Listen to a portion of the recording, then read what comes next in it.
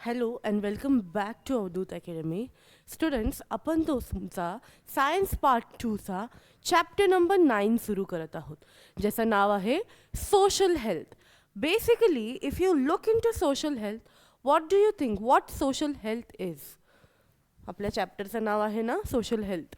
त्याचा अर्थ काय आहे? बेसिकली सोशल हेल्थ मीन्स तुमचं society and the people from society ह्यांच्यासोबत किती चांगलं रिलेशनशिप आहे. This is basically your social health. म्हणजे तुम्ही किती चांगलं राहताय त्या लोकांसोबत, तुमचं किती छान रिलेशन आहे.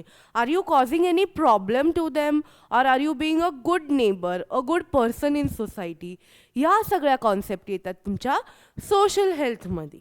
ठीक आहे, खूप अवघड चॅप्टर नाही आहे, एका सेशनमध्ये संपणारा चॅप्टर आहे. इट्स व्हेरी इझी आणि तुम्हाला ह्याच्यात फार डोकं लावण्याची गरज पण नाही आहे, बिकॉज ह्याच्यातले जे पॉईंट्स आहेत we already commonly know them.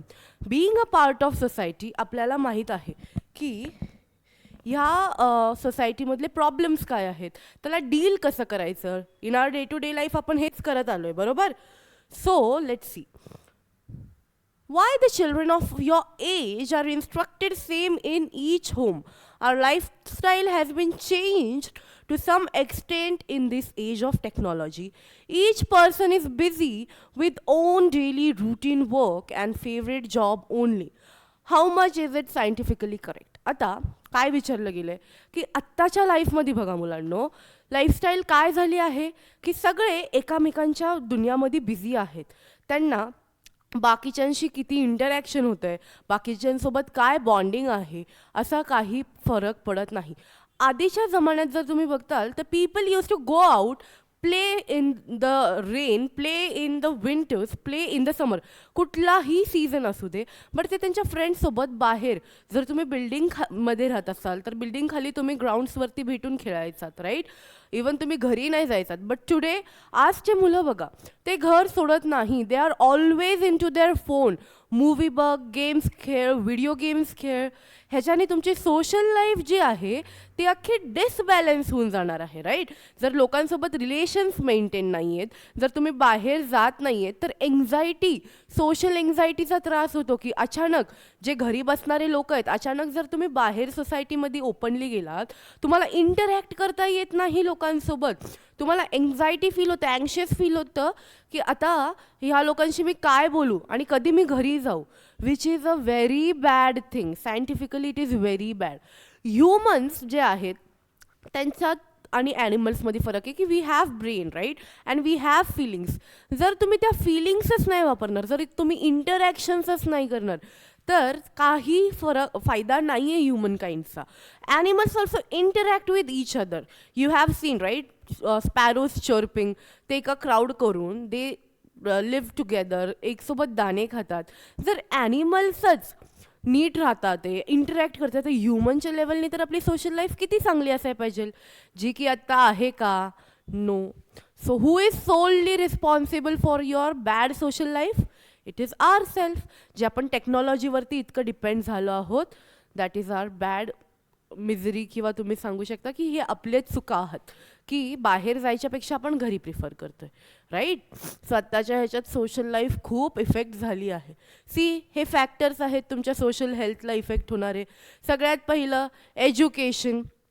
तुमच्या सोसायटीमध्ये every one should be educated, every one should be educated. आणि जे गरीब आहेत त्यांना एज्युकेशन नाही भेटत आहे, त्यांच्यासाठी गव्हर्मेंट स्कीम्स आता काढायला चालू केलेत to improve the social life. की गव्हर्मेंट कॉलेजेस आणि तुमचे स्कूल्स चालू केलेत, मोठ्या मोठ्या NGOsनी स्कूल्स आणि कॉलेजेस चालू केलेत की पोरांना शिक्षण पुरेपूर भेटावं म्हणून. प्रॉपर एज्युकेशनच नसलं तर तुमची लाईफ जी आहे ती चांगली राहणार आहे का? नाही. You have seen the difference, right? Uneducated आणि एज्युकेटेड पीपलमधला. So uneducated people can not think intellectually जास्त, बट देर जर तिथे एक what do you say educated person असेल, he has a different vision of thinking, right? So आपल्याला तसं different vision हवं आहे. uneducated people cannot think more. So education. Then financial status झाला की आपल्या इंडियामध्ये 3 फायनान्शियल स्टेटस आहेत. हायर क्लास जे खूप रिच आहेत, मिडल क्लास की ज्यांची आमदनी चालली आहे, every day they are getting their food, basic needs त्यांच्या होत आहेत, थोडं थोडं त्यांचे काय म्हणतात, थोडीशी लक्झरियस लाईफ भेटते किंवा तीही काय काय जणांना नाही भेटत. आणि जी खालची आहे सगळ्यात, दे आर पुअर पीपल, त्यांना बेसिक नीड्ससाठी पण खूप लढायला लागतंय. Then gardens. गार्डन्स का सोशल हेल्थला अफेक्ट करतात? बिकॉज गार्डन्समध्ये तुम्ही बघताल, जर गार्डन्स नीट असतील, people get attracted to the gardens, ते जातात तिथे. मोठे मोठे लाफ्टर क्लब्स चालू असतात, म्हातारे लोक सकाळी सकाळी योगा करतात, हेल्थ फ्रीक्स तिथे रनिंग करतात, योगा करणं. Everyone interacts in the garden, right? तिथे मोठे मोठे क्लब्स चालतात. So gardens should be well maintained. Then social and physical condition of the surrounding. सगळ्या गोष्टी, फक्तच तिथले लोक नाही, बट जे तिथली फिजिकल सराउंडिंग आहे. फिजिकल सराउंडिंग म्हणजे बिल्डिंग्स झाले, रोड्स झाले, फुटपाथ झाले, ह्या गोष्टी पण नीट असायला पाहिजे in your society. Then social environment, everyone in the environment should be good. जर एखादा घाणेरडा निघाला, एखादी व्यक्ती आहे जो सारखं किटकिट करत असतो, जो जास्त कुणाशी घुळत मिळत नाही, जो बोलत नाही, त्या केसेसमध्ये तिथलं एन्व्हायरमेंट, सोशल एन्व्हायरमेंट खराब होतं. की बापरे, आता आपण बाहेर जाईल, ह्यांच्याशी बोलल, हे तर काही नीट बोलणार नाही आहेत आपल्याशी, त्यापेक्षा जाऊ दे, आपण सोशलायझिंग करून आपल्या आपल्या घरी बसूयात. देन रेसिडेन्शियल एरियासुद्धा चांगला असायला पाहिजे. जिथे तुम्ही राहताय, that area should be good, free from pollution, free from very much of garbage, free from people who do not interact much. जर ते सारखं तुम्ही बघत असाल तुमच्या बिल्डिंगमध्ये पण असे लोक असतील की काही फंक्शन आहे बिल्डिंगमध्ये, बट स्टील 1-2 घरं असे त्याला अपोज करणारेच असतात. सो त्या लोकांमुळं किटकिट हा प्रकार चालू होतो आणि लोक सोशलाइज करायचं कमी करतात, which is again bad thing. Water should be clean. Toilets, public toilets तुमचे जे झाले ते क्लीन असायला पाहिजे, मॉल्स, एअरपोर्ट्समधले. पॉलिटिकल कंडिशनसुद्धा नीट असली पाहिजे. पॉलिटिकल कंडिशन म्हणजे जे तिथले पॉलिटिक्स आहेत, तुमच्या स्टेट पॉलिटिक्स किंवा तुमची लोकल नॅशनल पॉलिटिक्स, तीसुद्धा मॅटर करते. जर पॉलिटिक्स नसेल नीट, जर तिथले पॉलिटिशियन्स सिच्युएशन नीट हँडल नसतील करू शकत, then it is going to be very hard for you to survive in that surrounding. तिथं राहणं खूप कठीण होऊन जातं. For example, if you have seen the cases in हरियाणामध्ये फिमेल इन्फेटिसाईड होतं किंवा फिमेल इन्फॅन्टिसाईड, की तिथे फिमेल चाइल्ड आहे हे कळल्यावर अबॉर्शन्स व्हायचे किंवा मुली जन्माला आल्यानंतर पण मारून टाकायचे, राईट? वाय? त्यांना मुली नको होत्या. But right now the condition is की तिथल्या मुलांना लग्न करायला पोरीच उरल्या नाही आहेत, सगळा डिसबॅलन्स झाला आहे. सो तिथले पॉलिटिकल कंडिशनमुळं सगळं प्रॉब्लेम झाला. आता काय झालं, त्यांच्याकडे लग्नाला मुली नाही आहेत, लग्न नाही झालं, पुढची जनरेशन नाही येणार आहे, तुमची जी फॅमिली ट्री आहे पुढं जाणार नाही आहे. सो अशा वेगळ्या वेगळ्या स्टेटच्या किंवा वेगळ्या वेगळ्या कंट्रीजच्या अशा पॉलिटिकल कंडिशन्स आहेत. जर तुमच्या इथली पॉलिटिकल कंडिशन चांगली असणार आहे तरच तुम्ही चांगलं सर्वाईव्ह करू शकणार आहात. देन प्लेग्राऊंड्स. येस, लहान मुलं प्लेग्राऊंड्सवरच खेळतात, ते पण वेल मेंटेन्ड असायला पाहिजे इंटरॅक्शनसाठी. सोशल ट्रीटमेंट, तुम्ही लोकांना कसं ट्रीट करताय? Are you discriminating them? तुम्ही त्यांच्या कास्टमुळं डिस्क्रिमिनेट करताय का? कलरमुळे, त्यांच्या बॉडी शेमिंगमुळं बुलिंग करताय का? डिस्क्रिमिनेशन करताय का? डिस्क्रिमिनेशनला प्लीज से नो. तुम्ही एखाद्याच्या कास्टवरती, एखाद्याच्या कलरवरती, एखाद्याच्या बॉडीवरती कमेंट्स पास करणं किंवा त्यांना त्याच्या अकॉर्डिंग ट्रीट करणं is called discrimination, which is a very big offence. ते केलं नाही पाहिजे. सोशल सेफ्टी, की तुमची तिथली सेफ्टी कशी आहे, लोक with their own will freely चालू शकतात, बोलू शकतात, गॅदर होऊ शकतात, एकमेकांसोबत इंटरॅक्ट होऊ शकतात. Are the women there safe? Are the people there safe? हा पण मोठा फॅक्टर आहे. Then transport facilities. ट्रान्सपोर्ट तिथलं चांगलं आणि सेफ असायला पाहिजे. एज्युकेशन आणि जॉब ऑपॉर्च्युनिटीज असायला पाहिजे जास्त. आणि जे आपल्या बेसिक नीड आहेत ते तिथे फुलफिल झाले पाहिजे. तुमचं फूड झालं, वॉटर झालं, शेल्टर झालं, क्लोदिंग झालं, है ना? हा जो टेबल आहे 9.1चा, हा प्रॉपरली करताल हे एवढं काय अवघड नाही, we have already seen this points ना. तर त्याच्यातले फक्त जे तुम्हाला जर एक्झाममध्ये आलं की फॅक्टर्स अफेक्टिंग सोशल लाईफ, तर हे तुम्हाला आले पाहिजे. Out of the various aspects of social health, we thought about only one in the above mentioned activity. Social health is the ability of a person to establish relationship with other person. म्हणजे काय आहे social health? काय आहे? आपली ability आहे, आपली capacity आहे, capability आहे की आपण दुसऱ्या लोकांसोबत एक हेल्दी रिलेशनशिप मेंटेन करावं, है ना. That is your social health. Ability to change one's own behaviour according to changing social condition is an important characteristic of social health.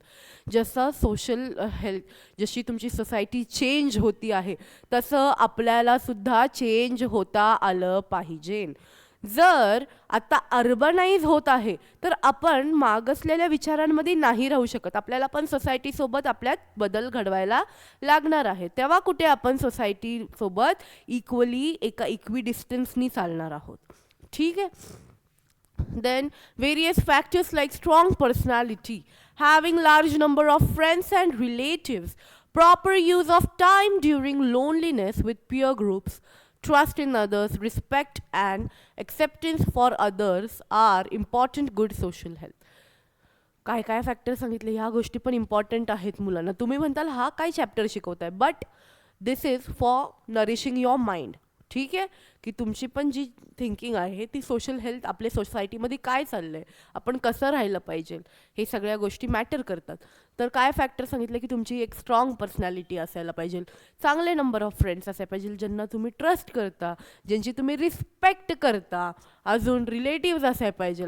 परत तुमच्याकडं जो टाईम आहे तो वेस्ट न करता चांगल्या लोकांसोबत तुम्ही तो घातला पाहिजे. तेव्हा कुठे जाऊन तुमची सोशल हेल्थ चांगली होणार आहे. आता बघा काय डिस्टर्ब करतंय सोशल हेल्थला. Mental stress. Mostly mental stress आत्ताचा खूप मोठा मुद्दा आहे बरं का मुलांनो, की खूप जण right now of facing the problem of anxiety, stress and depression.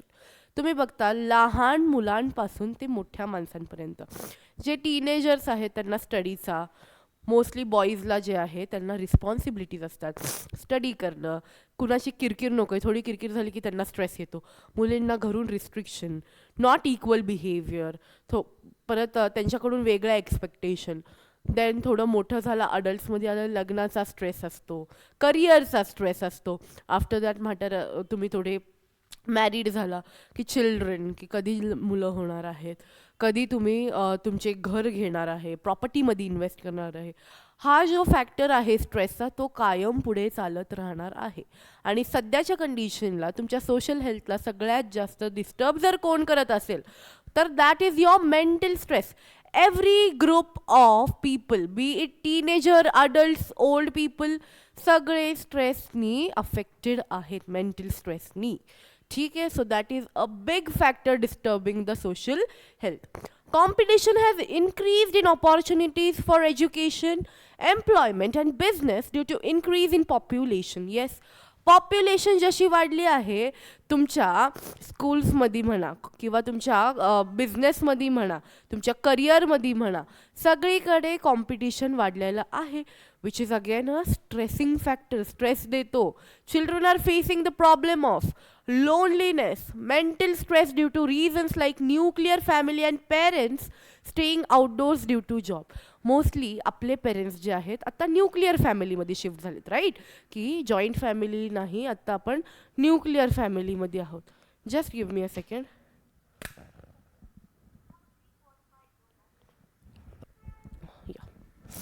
So nuclear फॅमिलीमध्ये राहतो, त्यात parents most of the parents घराच्या बाहेर जॉब करतात, पेरेंट्ससोबत टाईम नाही स्पेंड करता येतात. You are feeling lonely. The fear of loneliness, एकटं पडून जाण्याची भीती आत्ता खूप जास्त वाढली आहे टीनेजर्समध्ये, की दे आर फिलिंग लोन. तुम्ही बघता लहान लहान मुलं पण एकटे पडलेले फील करतात किंवा they are also in anxiety, right.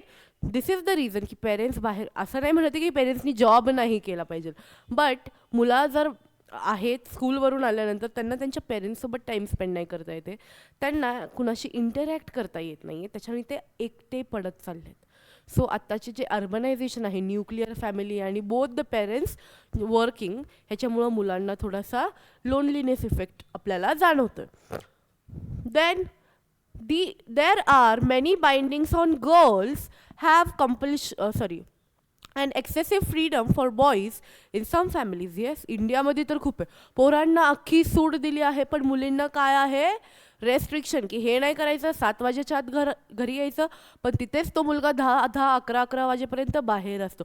असे कपडे नाही घालायचे, पण तिथेच तो मुलगा त्याला जे कपडे हवेत ते घालू शकतो. सो सोसायटीमध्ये किंवा आपण आपल्या घरात सुद्धा आता मुलं आणि मुलांमध्ये खूप फरक केलेला जातो.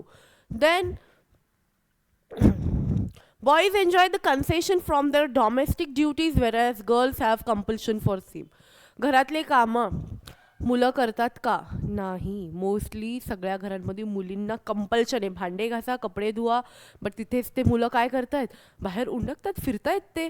सो ते एक मेंटल प्रॉब्लेम होऊन जातो मुलींच्या डोक्यात, की मला काही फ्रीडम नाही आहे घरात.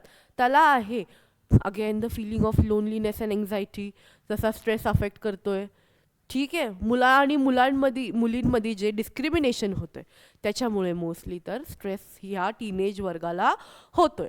Then nowadays everyone has to face the stress due to ever increasing disorder, crime and violence. बाहेर आपल्या सोसायटीमध्येच क्राईम झालं, परत तुमचं मोठे मोठे आजार झाले, त्याच्यामुळं ऑलरेडी स्ट्रेस वाढत चाललं आहे. At the same time people looking at this as fast and easy way of making money may become scapegoats and become part of such system. This is the deadly effect of social illness. आता बघा, ज्यांना मोठे मोठे आजार आहेत, doctors nowadays थोडेसे genuine कमी झालेत, की जेवढा माणसाला आजार होतोय तेवढा डॉक्टर्सचा फायदा होतोय. सो अगेन स्वतःचा बिझनेस वाढवायला ते लोक काही काय म्हणतात, एक बिझनेस सेटअप करतात, की लोक आजारी पडले, लोकांना भीती दाखवून त्यांचा बिझनेस चालवणं. दिस इज अगेन अ बिगेस्ट सोसायटियल किंवा सोशल इलनेस, की आपल्या फायद्यासाठी दुसऱ्यांना घाबरून किंवा दुसऱ्यांच्या परिस्थितीचा फायदा उचलणं इज व्हेरी बॅड थिंग. ठीक आहे, जे आत्ता तुमच्या सोसायटीमध्ये खूप चाललं आहे. Then addiction, many people are addicted to drugs, cigarettes, तुमचे अल्कोहॉल, है ना. सो दिस आर द ॲडिक्शन्समुळं काय होतं मुलांनो, तुम्ही बघितलं सोसायटीमध्ये एक ना एक कुणाच्या तरी एक बेवडा असतोच, जो दारू पिऊन येणार आहे, अल्कोहॉल ॲडिक्ट आहे, and he is going to cause chaos. तिथे येऊन ड्रामा करणार, तमाशा घालणार, राईट. सो त्याच्याने अख्ख्या सोसायटीचं तुमचं एन्व्हायरमेंट खराब होऊन जातं. रात्रीचे लोकांची भांडणं होतीये, पिऊन 2 लोक रस्त्यावर भांडतायत. तुमच्या जे ॲडिक्शन्स आहेत, अल्कोहॉल, सिगरेट अँड ड्रग्ज, ह्याच्याने लोकांचे जे माइंड आहेत ते आउट ऑफ कंट्रोल जात आहेत, आणि they start to fight and behave in such a way जिथे आपण त्यांना नीट सांगायला जरी गेलो तर ते अंगावर धावून येणार आहेत. सो अगेन सोसायटीला डिस्टर्ब केलं त्यांनी. सेकंड फॅक्टर होता तुमचा addiction. Then chronic disease. that was third one is your chronic disease. Ignorance towards the people suffering from chronic disease like AIDS, TB, leprosy, mental health. Old people are in the old age homes, right? Chronic disease म्हणजे जीव घेण्यासारखा आजार, घातक आजार, cancer, TB झाला तुमचा, right, HIV, AIDS झाला, leprosy झाला. ह्या गोष्टींमध्ये काय होतं मुलांनो, त्या माणसाला एकटा पण पडलं, स्ट्रेस वाढतोय, किंवा जे ओल्ड पीपल आहेत त्यांना पण आजकाल फॅमिलीज सांभाळत नाही, ओल्ड एज होममध्ये टाकून देतात. अगेन स्ट्रेस इन्क्रीज होतोय. Chronic disease is again a factor which affects the society. Liquor is produced from alcohol obtained from fermentation of substance. However, if this process is performed in wrong way, poisonous liquor is produced and proves fatal for many at a time.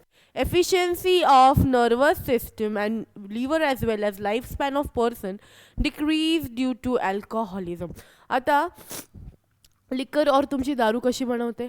आपण पाहिलं alcohol production फर्मेंटेशननी होतं, right?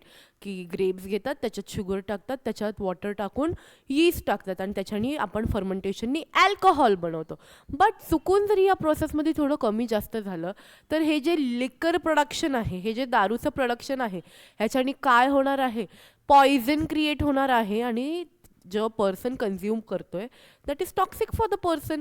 हळूहळू त्याचा लाईफस्पॅन decrease होणार, liver आणि brain dead होऊन जाणार आहे किंवा वर्किंग एफिशियन्सी त्याची कमी होऊन जाणार आहे.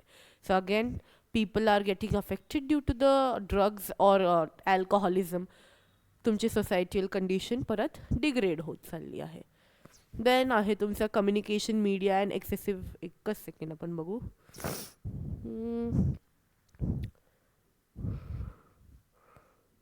Crime, stress. Okay.